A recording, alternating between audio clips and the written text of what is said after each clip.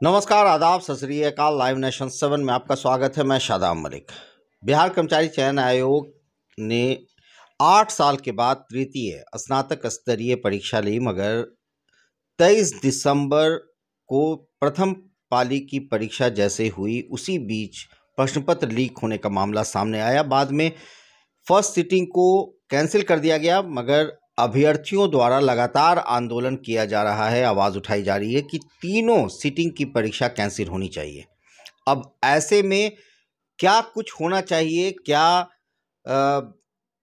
BSSC इस परीक्षा को लेने में फेलियर हुआ? क्या बीएसएससी ने बीपीएससी से सबक नहीं लिया जब 67वीं पीटी की परीक्षा का प्रश्न पत्र लीक हुआ? हमारे साथ मौजूद हैं समीर सर। हम उनसे बात करेंगे और जानेंगे और इन मुद्दे पर चर्चा करेंगे। सर, लाइव नेशन 7 में आपका स्वागत है। धन्यवाद। नखरे वाला बेटा हो या डाइटिंग वाली बेटी, डायबिटिक दादाजी हो या वेजिटेरियन मामा जी, सबको मिलेगा उनकी पसंद का खाना बस एक क्लिक पर। Download Rail Restaurant app and get tasty foods on your seat. Sir, परीक्षा बीवीएसएससी ने ली, 8 साल के बाद वैकेंसी आई, स्टूडेंट काफ़ी उमंग के साथ परीक्षा देने गए, मगर जब परीक्षा देकर वो बाहर निकले तो उन्हें पता चला कि प्रश्न पत्र पहले लीक हो चुका है। तो सर, इससे सबसे पहला सवाल तो ये है कि इससे स्टूडेंट की क्या लगता है कि मनोबल पर कितना असर पड़ता है? सर देखिए, मनोबल तो टूट ही जाता है। इस ढंग की जो भी घटना होती है उसका बहुत ही नकारात्मक असर छात्रों, नौजवानों और उसके परिवार के लोगों के साथ साथ सामाजिक लोगों पर भी पड़ता है। अब रही की बात, ये क्वेश्चन आउट होता है या हो गया, तो हम लोग देखते हैं कि बीपीएससी में भी ऐसा हुआ और उसके बाद फिर लोग ये समझ रहे थे, हम लोग ये समझ रहे थे कि अब आगे शायद जो है इस ढंग की घटना बिहार में नहीं हो पाएगी। लेकिन फिर जो है बीएसएससी का एग्ज़ाम हुआ, उसमें क्वेश्चन आउट हुआ। प्रथम पाली का जो है एग्ज़ाम रद्द किया गया, लेकिन जो है आपको दूसरा और तीसरा पाली का एग्ज़ाम अभी तक रद्द नहीं हुआ है। लेकिन सवाल उठता है कि आप जब एक सेंटर पर लड़का मोबाइल लेकर के चला गया और क्वेश्चन उसने बाहर भेज दिया, तो इसका मतलब है दूसरे क्वेश्चन सेंटर पर भी ये क्वेश्चन आउट हुआ होगा, तीसरे सेंटर पर भी आउट हुआ होगा, भले वो बात जो है सामने नहीं आया हो।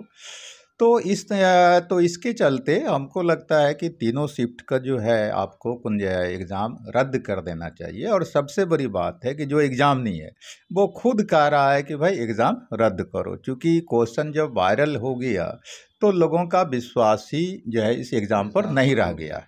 और जब हम लोकतांत्रिक देश में रहते हैं, लोकतंत्र में जनता ही सर्वोपरि होती है, तो जब जनता के रूप में जो एग्जामिनी है वही कह रहा है कि भाई इस जो है सो आपको कठोर ठंड में भी हम दोबारा एग्ज़ाम देने के लिए तैयार हैं, लेकिन आप इस एग्ज़ाम को कैंसिल करिए, तो फिर क्या दिक्कत है आयोग को इस एग्ज़ाम को कैंसिल कर देने में?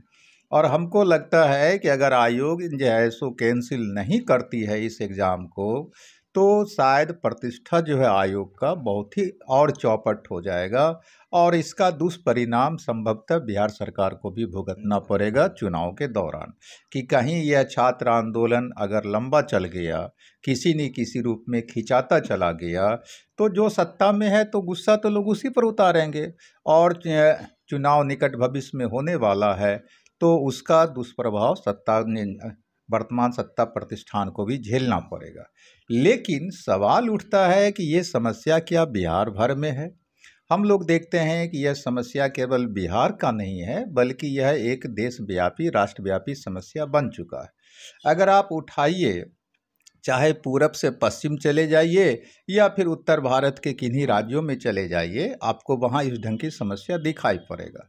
सबसे पहले अगर हम बंगाल पूरब की बात करें तो पश्चिम बंगाल में शिक्षक घोटाला हुआ और वहाँ के जो है शिक्षा मंत्री ही जेल जो है चले गए उस घोटाला में।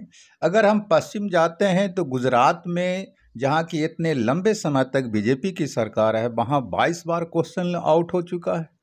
और फिर अगर हम मध्य भारत में आए तो आपको मध्य प्रदेश में, जहां बीजेपी की लंबे समय से सरकार है, वहां देश का सबसे बड़ा मेधा घोटाला व्यापम घोटाला हो चुका है और उसमें जैसो चाहे तो खुद मरे या मारे गए अनगिनत लोग उस घटना में जो है सो मर चुके हैं।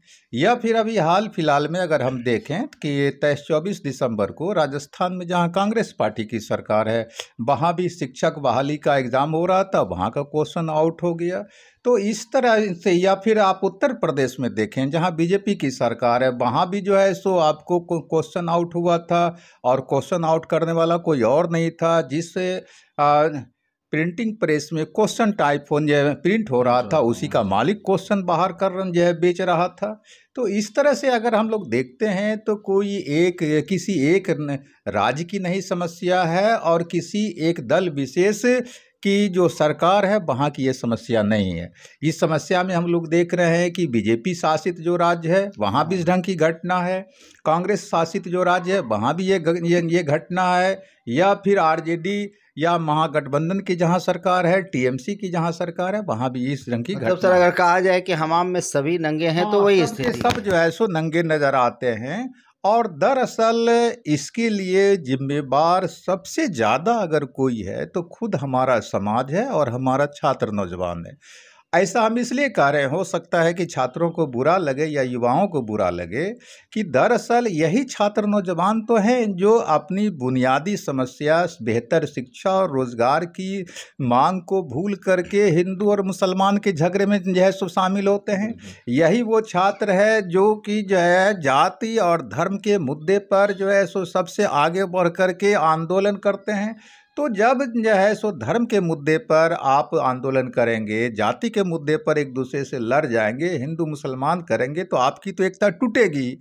और जब आपकी एकता टूटेगी तो जो भी सत्ता में सरकार होगी उनके लिए तो मौज ही मौज होगा। वो क्यों आपकी समस्याओं का समाधान करने के लिए आगे बढ़ेगी, वो तो जानबूझ करके ये हिंदू मुसलमान दंगा फसाद जाति धर्म का मुद्दा सामने लाती है, ताकि जो है सो देश का नागरिक छात्र नौजवान आपस में ही लड़ता रह जाए और उसकी जो अपनी समस्या है उस तरफ हमारे लिए सवाल न फेंके। तो ये होता। और इस मामले में अगर हम जैसे याद करें, थोड़ा सा इतिहास में जाएं, तो स्वाधीनता आंदोलन के जो एक महानायक पैदा हुए शहीद आजम सरदार भगत सिंह, जो कि 18 साल की उम्र में राजनीति में आए, मात्र 5 साल राजनीति करके 23 वर्ष की उम्र में जो है सो शहीद हो गए। उनकी साफ समझ थी राष्ट्रीय आंदोलन में, सारे कांग्रेस भी राष्ट्रीय आंदोलन का नेतृत्व कर रही थी, साथ में जो है कम्युनिस्ट पार्टी भी राष्ट्रीय आंदोलन में थी, और जो स्वतंत्र क्रांतिकारी नौजवान लोग थे वो भी आंदोलन में थे। सबों की ये समझ थी कि देश से अंग्रेजों को भगाया जाए, देश आज़ाद हो।